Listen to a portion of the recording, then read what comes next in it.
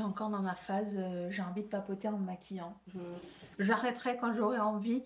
J'espère que ça vous plaira quand même. J'ai changé mes fleurs de place, mais je suis complètement au milieu du truc. Attendez, je vais essayer de voir si je peux faire quelque chose de sympathique.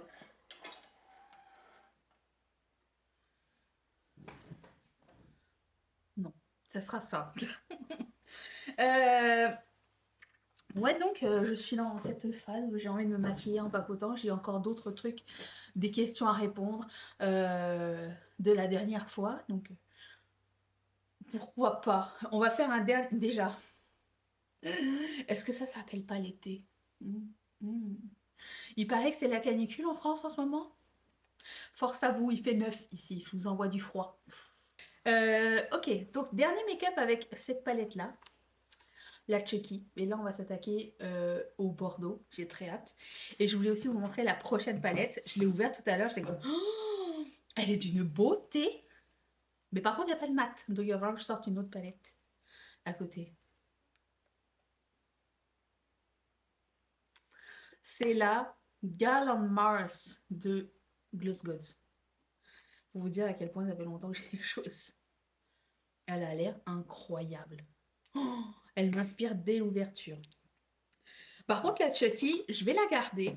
Son seul petit défaut, que avec le temps, je vais changer, c'est qu'elle n'a pas de coin, pas de couleur claire dedans, à part le argenté. Et moi, j'aime bien mettre un peu de clair au milieu. Mais c'est le seul truc. Mais étant donné que la qualité est vraiment très bonne et j'aime bien les couleurs, elles se blendent super bien. Donc, je vais garder cette palette-là. Je la trouve très sympa. Et ben, on va commencer avec la couleur qui s'appelle Play Pulse, qui est une espèce de bordeaux très foncé. Alors, j'ai pris des petits pinceaux. Voilà. Ce matin, je me suis dit, je vais me lever tôt. Alors, ça faisait longtemps que je ne m'étais pas levée à 4 heures du matin. Si j'ai pas besoin de me lever à 4 heures du matin, je ne me lève pas à 4 heures du matin. Donc, en ce moment, voici ma théorie. Vous vous rappelez, je fais de la pelade depuis quelques semaines, mois. Ma pelade est revenue. Et je sais qu'elle vient toujours en période de stress. Donc, c'est pas la première fois que ça m'arrive et ça a toujours repoussé tout seul. Donc, je m'inquiète pas tant, c'est juste ça m'énerve. Parce que bah, je suis limitée en coiffure, quoi. Et bah, c'est pas agréable du tout. Donc, je fais de la pelade. Je me suis dit, écoute, on va ralentir un petit peu. Je vais dormir un petit peu plus longtemps, relaxer, faire les choses un petit peu plus lentement. Même si mes journées sont très occupées, j'ai pas besoin de me lever à 4 heures en ce moment. C'est pas assez occupé pour me lever à 4 heures. Donc, ce que je faisais, c'est que je me levais entre 6 et 7h30, qui est pour moi une grasse matinée. Même le week-end, je me lève pas à cette heure-ci. Donc, le week-end dernier, on s'est levé, il était presque 8 heures. Et là, comme aujourd'hui, je voulais filmer cette vidéo, monter cette vidéo. Et en ce moment, j'ai pas vraiment d'avance. Donc, je me suis dit, je vais me lever tôt. Je vais faire ça. Et comme ça, je peux préparer les trucs pour le lancement qui est demain. Demain à midi, heure de Montréal, 18 h, heure de France, Belgique, Suisse, etc. Euh, etc. etc. C'est etc. Je vois des vidéos d'un garçon, je sais pas comment il s'appelle, qui donne genre les top mots mal prononcés en France et je pense que etc. est dedans. Moi je dis etc. C'est etc. Voilà, j'essaie de m'auto-corriger. Donc, ouais, donc je voulais préparer le lancement et tout revérifier bien, à tête reposée, blablabla. J'ai dit, je vais me lever plus tôt. Je me suis levée à 4 heures. J'ai pris mon thé avec Mathieu ce matin. J'ai fait les crédits de douane à ceux qui m'avaient demandé. Euh, Bref, j'ai pris vraiment de l'avance. Et là, je me suis dit, je vais me maquiller maintenant. Et ça, c'était à 6h30. Donc, je voulais commencer à faire ce que je fais maintenant à 6h30. Là, il est rendu presque 9h. Et comme de par hasard, quelque chose, un incident, alors qu'il ne me regarde pas personnellement de près, mais qui est vraiment un incident grave pour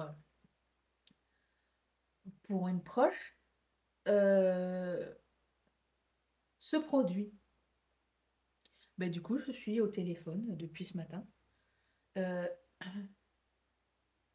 et voilà. Donc, comme quoi, j'ai bien fait de me lever tôt. Et bon, je suis pas en avance, mais au moins, je serai pas en retard. Je vais prendre la couleur qui s'appelle Death Do Us Part. C'est merveilleux. Ces couleurs, tu penses elles se ressemblent beaucoup trop. Et elles sont trop similaires, mais en fait, ça va. Donc, je voulais revenir sur quelques commentaires et questions qu'on m'avait posées. Euh, Quelqu'un m'a demandé est-ce que tu as des photos de quand tu as débuté le make-up? Je dois sûrement avoir quelques trucs qui traînent. Euh, et quand est-ce que j'ai commencé à me maquiller? C'était à l'âge de 14 ans. Avant ça, on se maquillait pour les occasions. Tu sais, c'était ma mère qui nous maquillait pour les occasions. Donc, on avait un maquillage un petit peu trop mature pour notre âge. Ça nous est tous arrivé, on n'est pas d'accord? Si. Euh, mais quand j'ai pu genre, m'acheter mon maquillage et commencer à me maquiller, c'était 14 ans. Et j'ai commencé à faire un liner à cette époque-là. Donc, depuis, mon visage change un peu, mais j'ai réussi quand même à travailler le liner depuis cette époque-là. C'est pour ça que, entre guillemets, j'ai un petit peu de facilité avec les liners. Parce qu'il y avait une fille dans ma classe, elle s'appelait Audrey. Et son eyeliner était toujours impeccable. J'étais trop jalouse. En plus, c'était la meilleure de la classe. J'ai pris la couleur Scarier Than Ever. Et j'ai acheté mon maquillage chez Carrefour. Elle achetait tout chez The Body Shop. Elle avait toute une gamme Body Shop. Alors, elle achetait pas de maquillage, je pense qu'à l'époque, elle n'avait pas. Mais tous ses produits, ils venaient de Body Shop. Moi aussi, je voulais avoir du Body Shop. Bref. Ouais, donc j'ai commencé là. Alors, certes, comme tout le monde qui commence, c'est pas top top, hein. Je me rappelle qu'un jour, j'avais acheté un terracotta, mais c'était un peu mousse. Je me rappelle plus c'était quoi la marque. C'était devait être. Alors moi j'aimais bien. Il y avait une foire fouille à côté de chez moi, ok. Et j'aimais bien aller à la foire fouille, mais je pense, c'est dans mes souvenirs, mais je suis pas exact. Chez Carrefour, il y avait, pas chez Carrefour, chez Foire Fouille, il y avait la marque Debbie et Déborah. Est-ce que ça dit quelque chose à quelqu'un? Je prends la couleur qui s'appelle It's Showtime. Et, euh, et donc j'ai acheté des trucs là parce que c'était pas cher. Je me rappelle, il y avait des eyeliners colorés en crayon. C'est la première fois que je voyais ça de ma vie. J'ai pris toutes les couleurs. Aucune ne fonctionnait. C'était tout trop sec, comme des crayons de couleur. Ouais, j'avais pris ça. Et je prenais sinon, tu sais, Liliane France, je mets des trucs comme ça, là. C'était avec ça que j'avais commencé. Ouais, j'avais acheté un terracotta. C'était une mousse. Il me semble que c'était une mousse. Je me rappelle, le paquet était noir, carré. Puis la mousse était comme bombée comme ça. Et, la boîte, elle était transparente par-dessus, le couvercle. Je sais pas si quelqu'un va savoir de quoi je parle. Aidez-moi si c'est le cas. Mais c'est ça que j'avais acheté. Et moi, ne comprenant pas que c'était... déjà, c'était beaucoup trop orange. Beaucoup trop orange pour ma peau. Ne comprenant pas que c'était une poudre soleil, tu vois, que tu dois mettre comme ça. Parce que moi, j'ai commencé à avoir des livres de make-up assez jeunes dans ma vie. Tout le monde m'offrait des livres de make-up, je sais pas pourquoi. Et écoutez, ça m'a aidé. Et du coup, je les mettais avant de savoir ça. Ce que j'avais fait, c'est que je l'avais mis sur tout mon visage. Ça, et un eyeliner noir, et c'était bon, j'étais une anglaise. Voilà ce qui s'est passé. C'était. Et moi, je me trouvais belle, hein. Mais je savais que c'était pas ma couleur, mais c'est pas grave, j'y suis allée quand même. Ne me dérangez pas. Après ça, à la fin de mon cycle en France, on avait un échange avec Barcelone. On avait des correspondants. Quelqu'un se rappelle? Je prends la couleur qui s'appelle Charles Lee Ray. On avait des correspondants et à la fin de l'année, on avait. Enfin, pas à la fin de l'année, c'était même au milieu de l'année parce que c'était en février, c'était à la période de mon anniversaire, je me rappelle. On avait fait l'échange étudiant et je me rappelle que là, j'avais apporté mon make-up. Je me rappelle que j'avais 2 rouges à lèvres mat liquide que j'adorais. Bordeaux en peau, genre, comme ça. Mais je ne sais pas c'est quelle marque. Mais ils étaient de cette couleur-là, un peu. Ça et un peu plus foncé. Et j'avais acheté une fausse boucle de nez, là, vous savez, celles qui se mettent comme ça. Et, et je me suis jamais sentie aussi en confiance. Et j'étais pas chez moi, donc je pouvais faire ce que je voulais. J'avais fait des nattes comme ça. Et c'était mon look pendant tout cet échange étudiant. J'avais fait des nattes, j'avais le rouge à lèvres super foncé et la boucle de nez. J'avais des chaussures à plateforme et un ensemble pantalon, genre palazzo et la blouse longue qui va par-dessus là, et droite, je sais pas. J'ai ce look en tête depuis. Je me sentais trop bien et je pense aussi que ça se ressentait. Les gens, ils me regardaient différemment. Enfin, mes collègues, mes camarades de classe me regardaient différemment pendant cette période-là. J'étais trop contente. Et, euh, ouais, voilà. C'était la période où j'ai commencé à m'émanciper. Qu'est-ce que je fais là? Je ne sais pas trop quoi faire. On dirait que ça limite, hein. J'essaye de faire avec ce qui est donné là, mais je trouve que c'est un peu tristoun là. Est-ce que je m'arrête là et je mets du noir? Je voulais tenter de faire, vous savez, le liner sur le côté. On pourrait essayer de faire ça. Ça manque un peu de peps, mais je voulais autre chose. On continue sur le chemin comme ça. Mon eyeliner est bientôt fini. Sinon, plus tard, quand j'ai commencé à m'acheter du maquillage, genre chez MAC et tout ça, on a fait un saut entre les deux. Je me rappelle que je me maquillais toujours de la même façon parce que c'est la façon dont ma mère m'avait montré comment se maquiller, faire 3 couleurs. Alors, ma mère ne blendait pas vraiment les 3 couleurs, mais je faisais une couleur là, une couleur là, une couleur là. C'était comme ça que je faisais. Et je dépassais jamais mon crease. J'ai encore des photos. Si j'en trouve, je vais en mettre.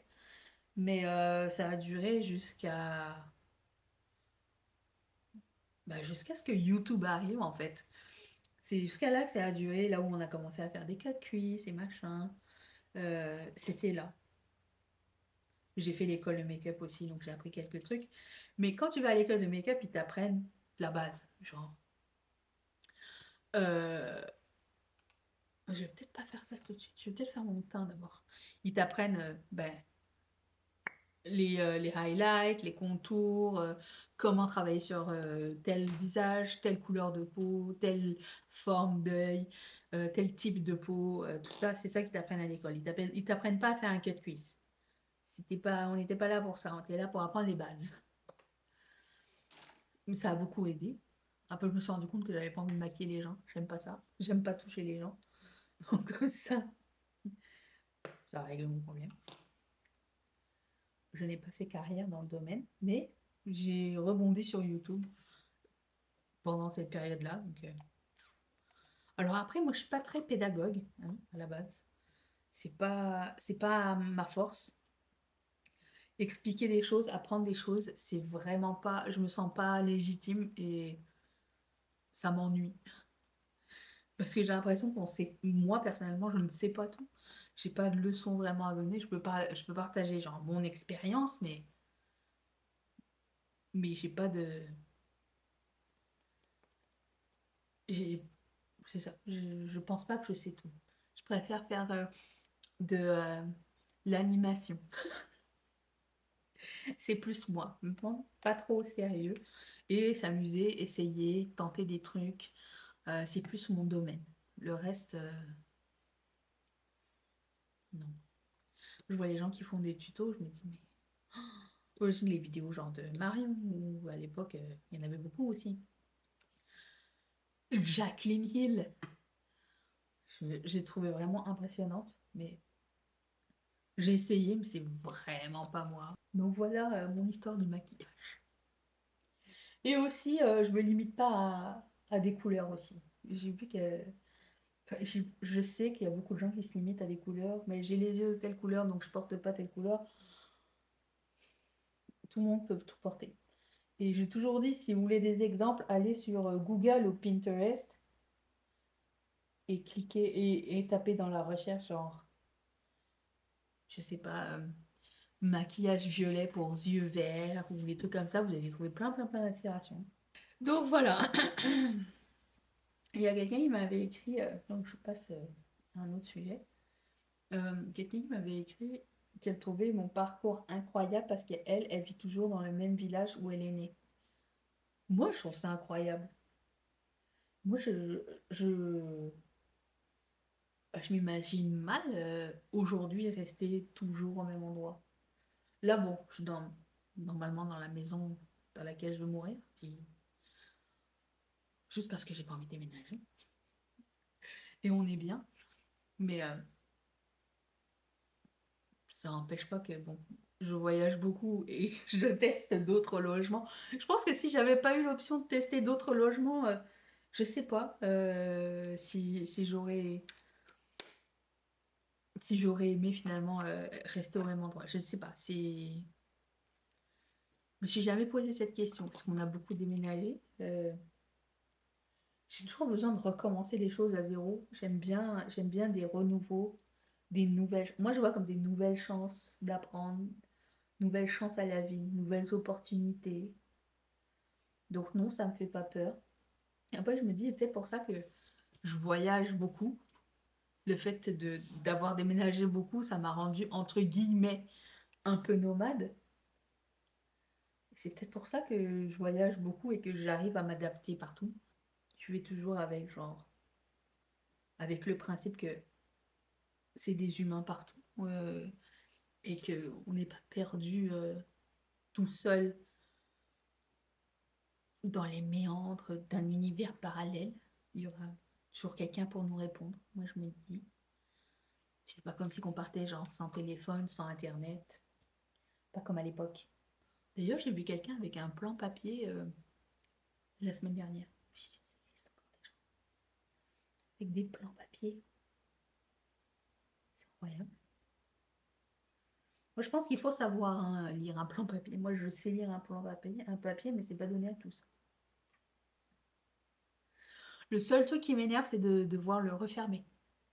Ça, c'est non. Par contre, ce truc-là, il est tellement vieux. Je viens d'enlever un tape de dessus. Je sais pas si vous m'avez vu l'enlever. Ça, ce tape que j'avais mis dessus, c'est parce que c'était le tape d'identification que j'avais sur mes articles que j'avais à l'école de make-up. Donc, il date de là. Mais je l'avais perdu pendant un petit moment. Mais il est vraiment super bien. C'est un Make-up Forever. Mais ne me demandez pas la référence.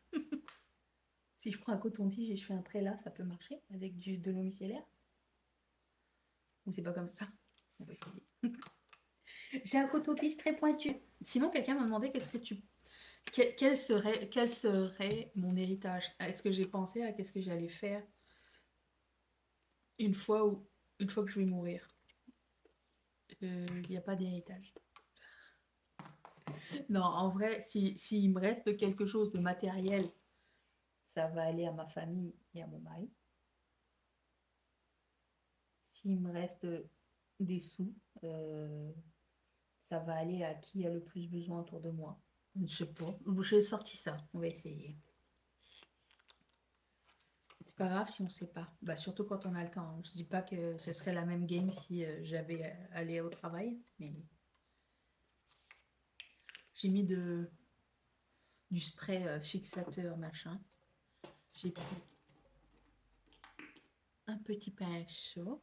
En fait, j'aurais dû faire une ligne de strass et je sais pas pourquoi je m'emmerde. Je peux faire les deux. Je ne sais pas trop ce que je fais. Ouais, je vous ai pas dit, j'ai vu un film incroyable.